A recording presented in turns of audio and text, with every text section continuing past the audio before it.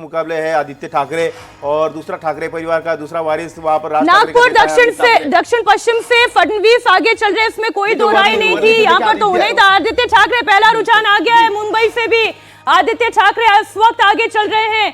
देवेंद्र फडणवीस नागपुर दक्षिण से आगे चल रहे। एक बार फिर से ओवरऑल टैली पर आप नजर डालें।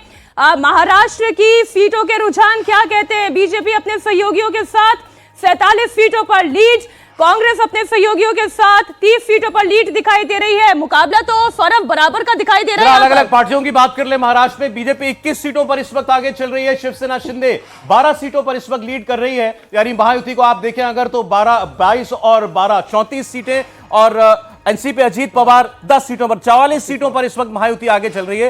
कांग्रेस अपनी 12 सीटों पर आगे चल रही है। उद्धव ठाकरे 5 सीटों पर लीड कर रहे हैं। उद्धव ठाकरे का सीधी कंपैरिजन जो है वो शिवसेना शिंदे के साथ होगा। काफी अंतर आपको दिखाई देगा। एकनाथ शिंदे 12 सीटों पर है तो उद्धव ठाकरे 5 सीटों पर आगे चल रही है। बीजेपी की हाफ सेंचुरी हो गई है। देखिए जरा इस वक्त आंकड़ों पर नजर डालें। बीजेपी अपने सहयोगियों के साथ अर्धशतक लगाते हुए हाफ सेंचुरी हो गई है। कांग्रेस पार्टी से पीछे 31 अपने सहयोगियों के साथ। हालांकि अभी भी आप नीचे आंकड़ा देखेंगे तो -2 का महायुति का अपने सहयोगियों के साथ दिखाई दे रहा है।